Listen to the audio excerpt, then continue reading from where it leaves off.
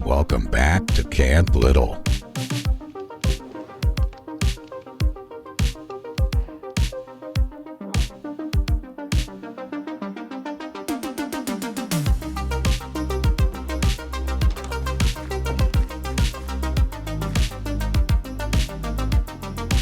Joe has a few little farms to build in this week's episode. He's going to build a honey farm, a melon farm, a pumpkin farm, and a lava generator. The first thing he needs to do is get the perfect tree for the honey farm.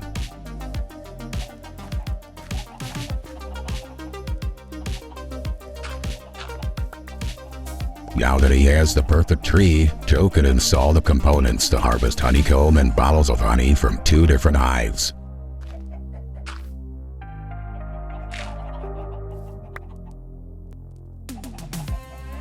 This is going to be a good farm. These bees were already here, so I'm going to take advantage of that. I ran around in the woods for a while until I found a second hive to go with it. Joe started the build with the barrel that will collect all the honey. There will be a hopper under the tree pointing into the barrel and a hopper on either side of that. On top of those hoppers, Joe needs to place a couple hopper minecarts. Once they were in place, he then could break the rails that allowed him to place them.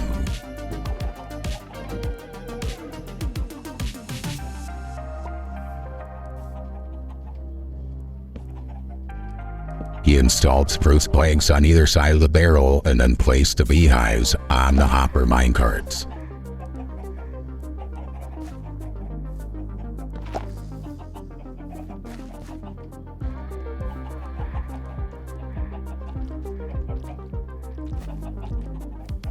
Now for the dispensers. Joe positioned the dispensers directly behind the beehive. One will have shears and the other will have glass bottles.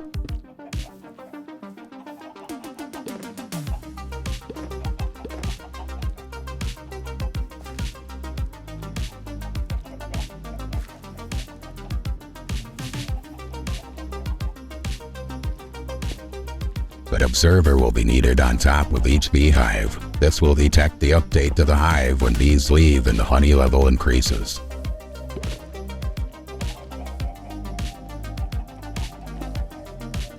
After getting this far, he decided it was all backwards. It would look better if he reversed the location of the barrel and dispensers.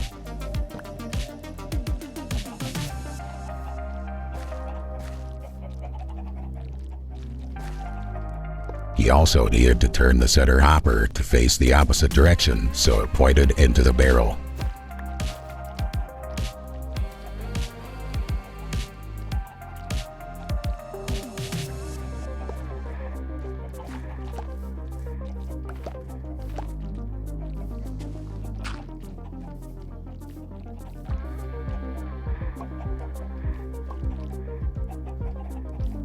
He took the time to set it all up again, facing the right way.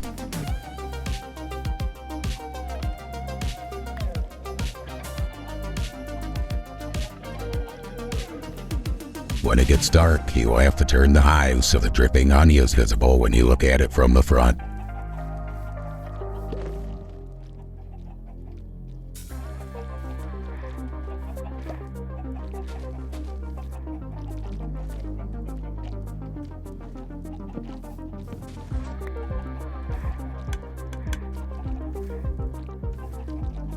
With the spruce planks in place, Joe installs the dispensers again.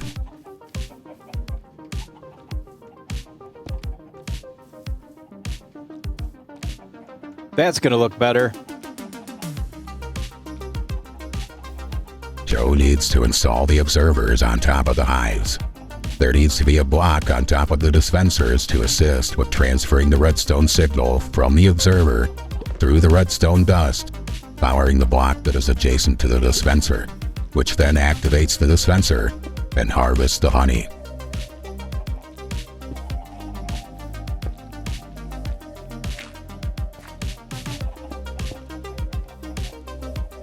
I thought it would be cool to use a redstone lamp so it blinks every time the bees exit the hive.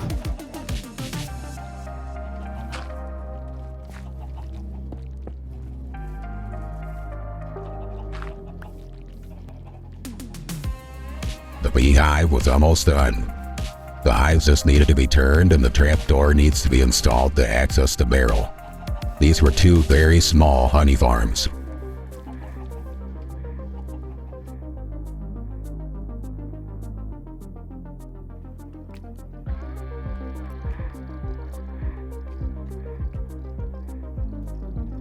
As the sun went down, it began to rain. Joe took this time to fix the hives so they were facing the correct way.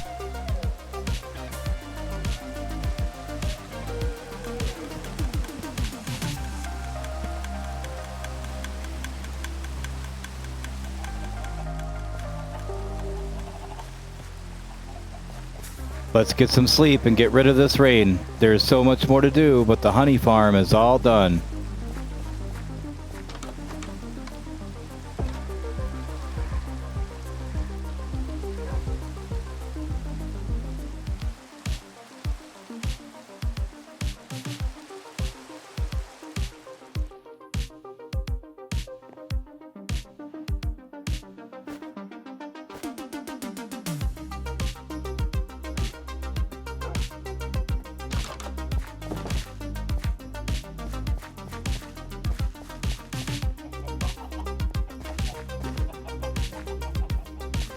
The next morning, Joe made sure the bottles and shears were in the dispensers and the farm produced honey.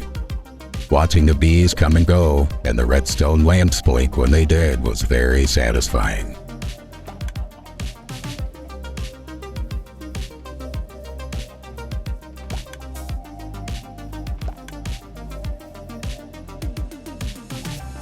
He grabbed some bone meal from the small shed. Might as well make sure the bees have plenty of flowers.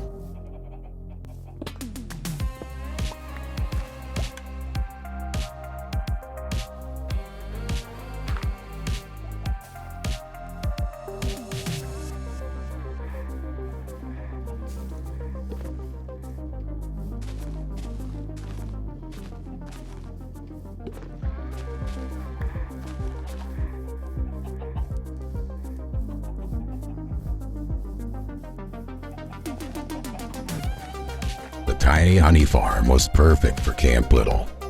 Taking up very low space, these hives look great situated next to a small oak tree. With a trapdoor around the back for easy access to the honey, this farm will produce honeycomb and bottles of honey. Joe just needed to check it from time to time to make sure there was plenty of bottles and shears for it to work.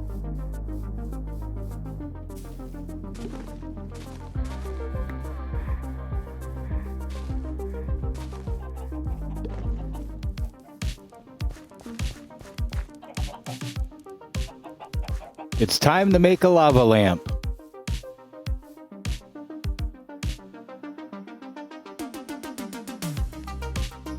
Joe wanted to make a tiny lava generator that would also be sort of a statue and serve as a source of light. This tiny build would ensure there was lava at hand if needed at Camp Little.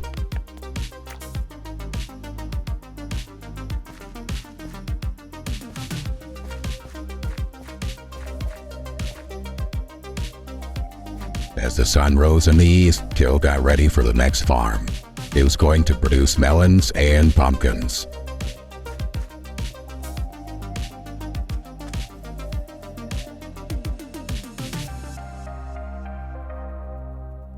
He got started by marking out where the farm was going to go with waterlogged oak leaves.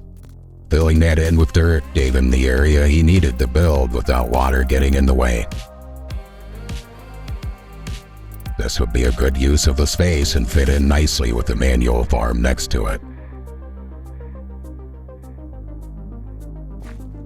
This is going to be a pretty simple farm. Joe began by placing the observers that would be watching the melon vine for updates. Next to those was going to be the pistons that would pick the melons when they grow.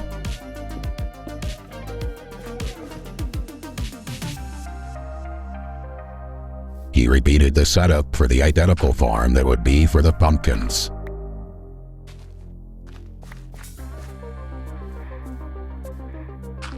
With the main components on the surface done, he began to dig out the basement so he could set up the collection system. Of course, I will be using a dropper elevator to get the items to the surface.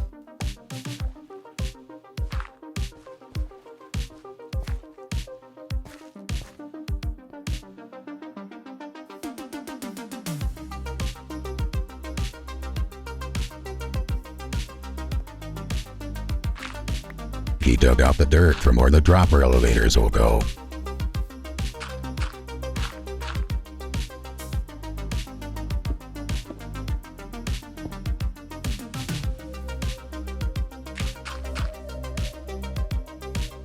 That should be good.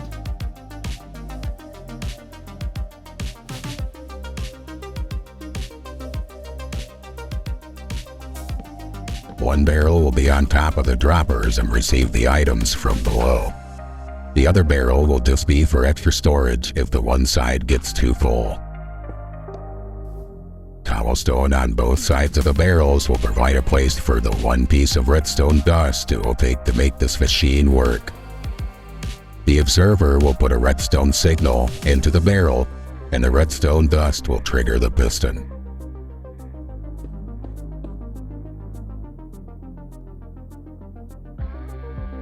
He repeats all this for the melon farm as well.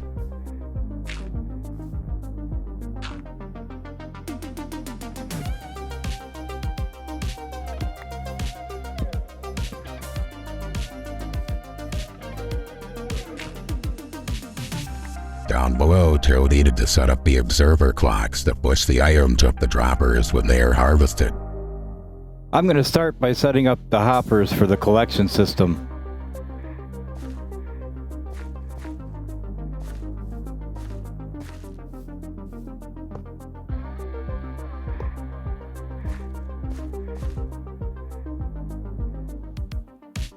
There will be 5 hoppers per side for this farm.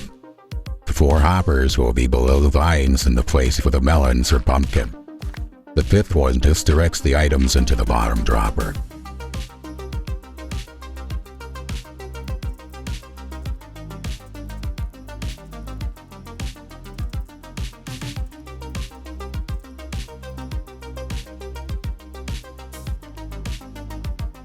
Four hopper minecarts need to be on top of the hoppers to pull the items through the full blocks above.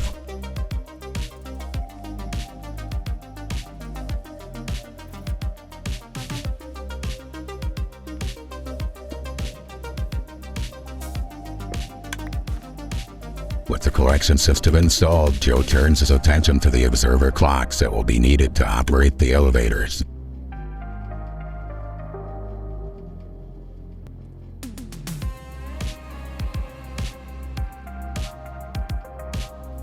Now I just need to get these comparators in place.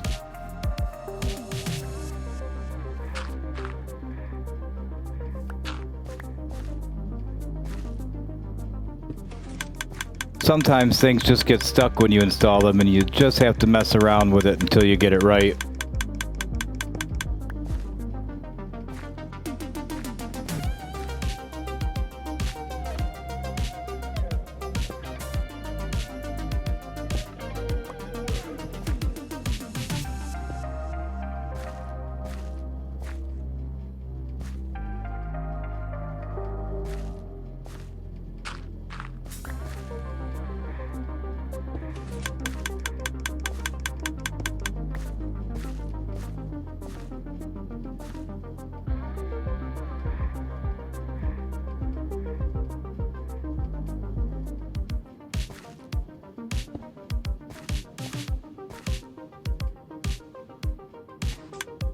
Joe made sure it worked and that it didn't get stuck while both elevators activated at the same time.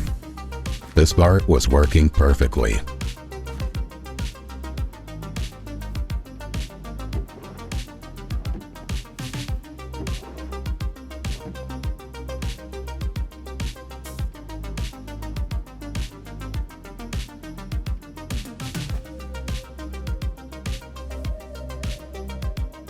Another day had gone by and Joe was happy with how far along this farm was. He checked a few things down below and then made his way to bed. A good night's rest will be exactly what he needs to power through the rest of this build.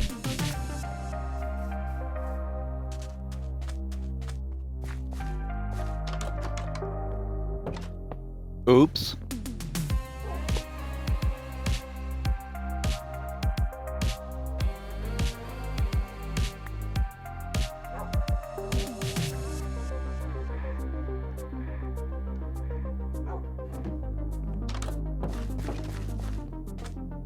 I grabbed some melon and pumpkin seeds.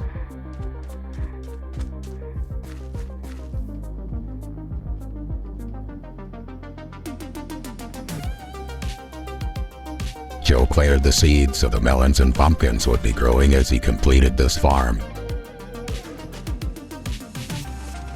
It was also a great way to test the observers and pistons to make sure everything was working perfectly.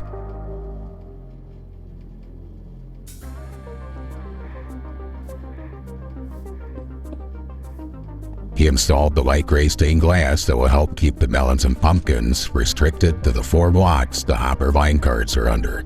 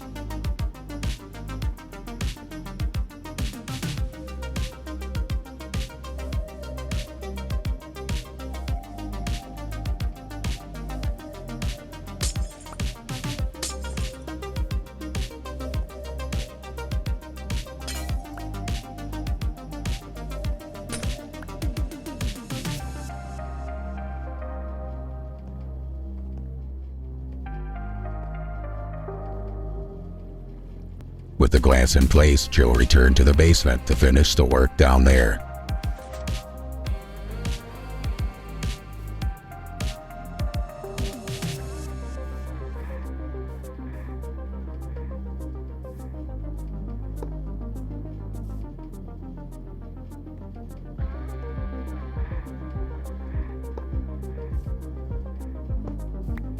Placing the hoppers was a pretty tricky task, but Joe figured it out.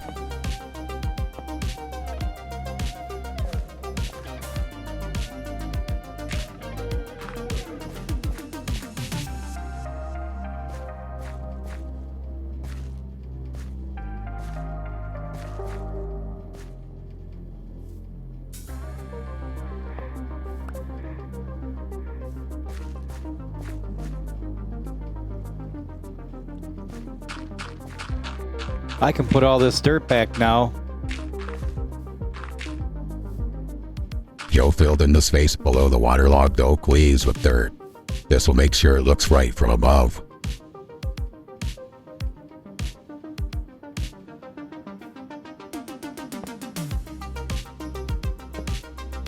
He then focused on installing the 4 hopper minecarts on the melon side of the farm.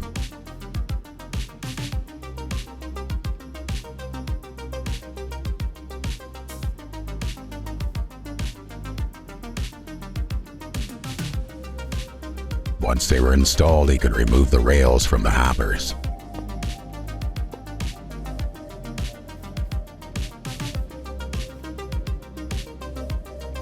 He filled in the gaps with dirt as he worked his way out.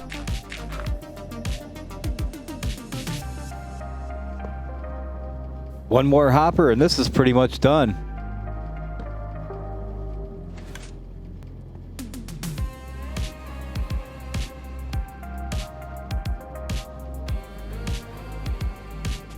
Joe filled in the hole with dirt and oak leaves to complete the farm.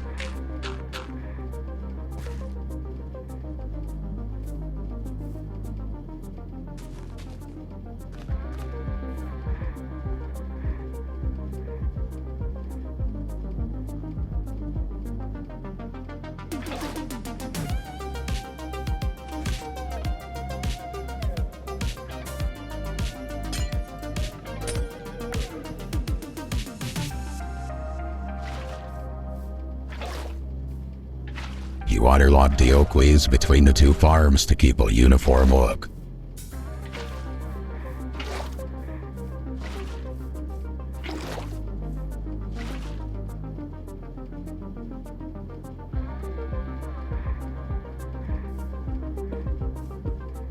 After that was done, he replaced the light gray stained glass that went in the middle.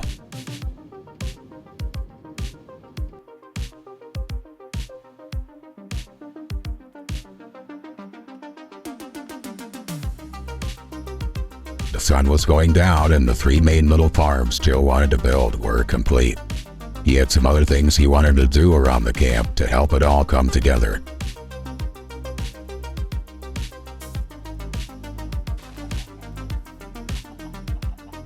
The kelp farm hidden underground and attached to the shed needed more visibility, so Joe chose to install glass into the road for viewing that farm.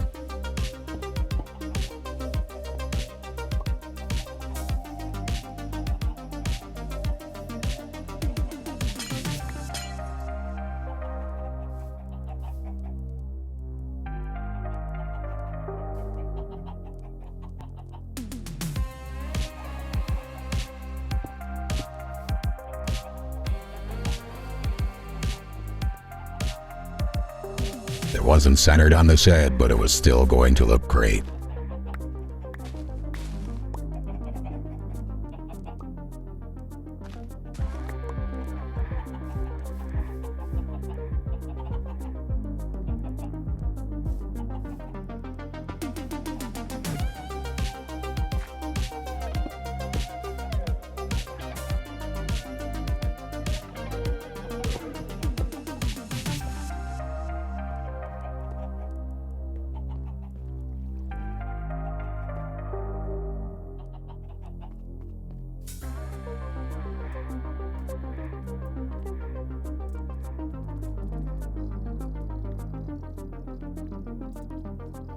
When that was done, he spent some time on the landscaping around the shed. Camp Little was nearly complete, and he wanted it to look perfect.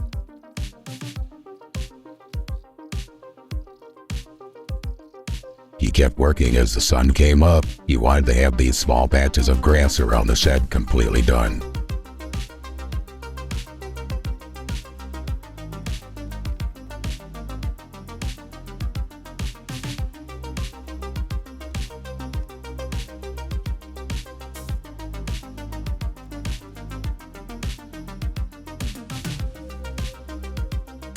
He kept it simple and tried not to add too many things and clutter the space.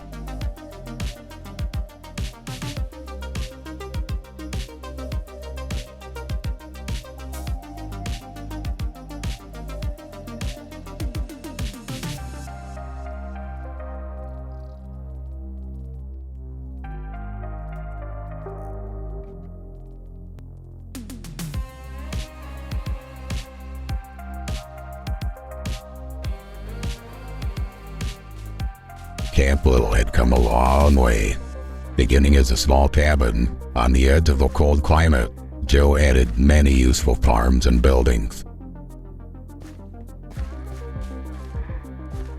Now that the camp was more established, Joe chose the area between the cabin and the pond to put a campfire.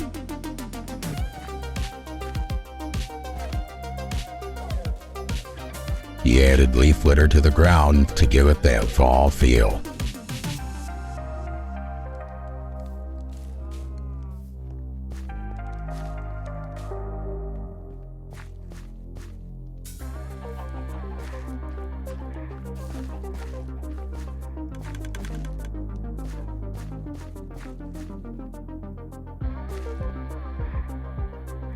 That looks pretty good for now. I want to build a nice campfire, and behind the cabin looks to be the perfect spot.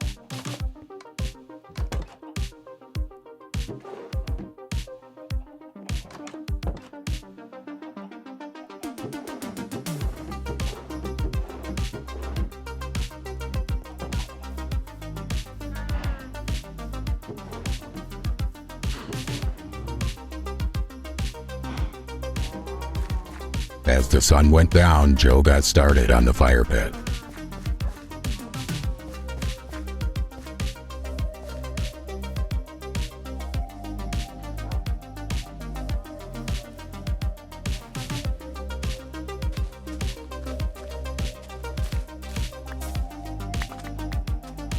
He was taking his time to make sure it was just right.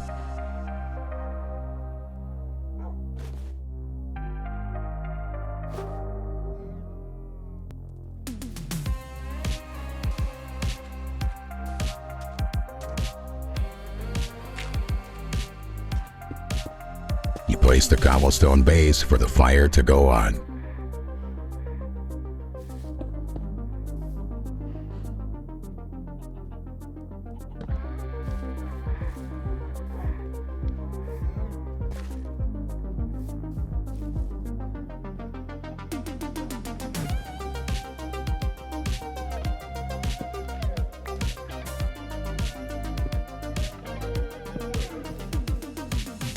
Trying a few different ways of building the fire pit, Joe settled for a basic cobblestone base with the fire on top of it. A few logs placed around the fire pit will give everyone a place to sit.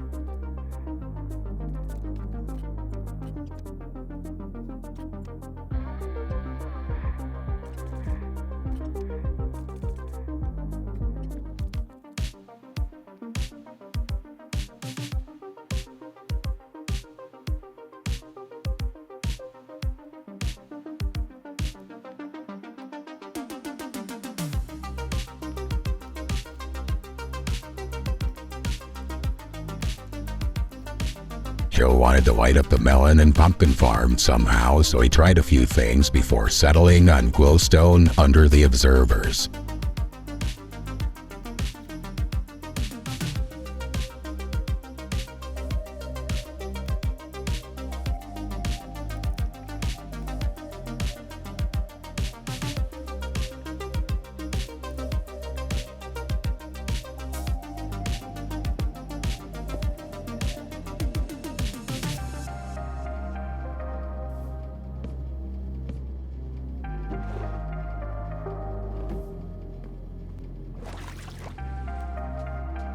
This looks great.